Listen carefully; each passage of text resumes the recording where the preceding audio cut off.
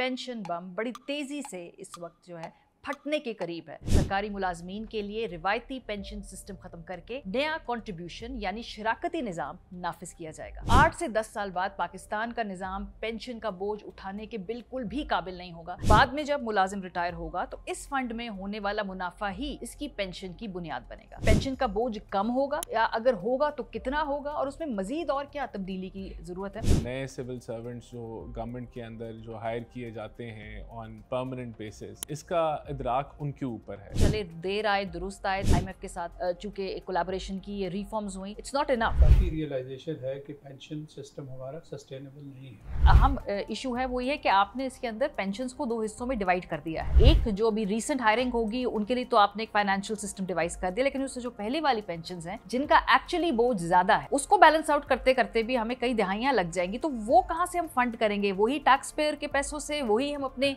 कौमी खजाने से इस पेंशन के सिस्टम को हमने फंड करना है क्या? 8 से 10 साल के अंदर हमारी जो ग्रोथ के साथ कोरिलेशन है, हमारे पास इतने पैसे होंगे कि पेंशन के निजाम का हम बोझ उठा सकें? देखिए, ये it is a true challenge. जो पेंशन टू रेवेन्यू जो है, FBR का रेवेन्यू की मैं बात कर रहा हूँ, वो भी पिछले चंद सालों में डबल हुआ है। ये कोई 8-10% था और 2022 में गालिबन ये तकरीबन 19% पे चला गया था पेंशन टू FBR रेवेन्यू। तो इस तरीके से अगर ये बढ़ता रहेगा तो ये तो आपके रेवेन्यू का बहुत बड़ा हिस्सा ये बन जाएगा। लेकिन क्या ये यूनिक चैलेंज है पाकिस्तान में? क्या दुनिया भर में और ममालिक के अंदर पेंशन प्रॉब्लम नहीं है? अगर था तो उन्होंने उसको कैसे नेविगेट किया है? और क्या कोई री इन्वेंट करना है हमें व्हील को? कोई नए out of the box ideas लेकर आने हैं? ये दुनिया भर में कुछ स्टैंडर्ड प्रैक्टिसेस हैं, सिर्फ उनको अडॉप्ट करना है। This is exactly where I am also worried. Pension problem को सॉल्व ना कर पाने की वो 4-5 साल बाद बहुत बढ़ जाएगी। वो 56% मेरे पास फिगर्स आ रहे हैं, वो आपकी पूरी हुकूमत चलाने के तमाम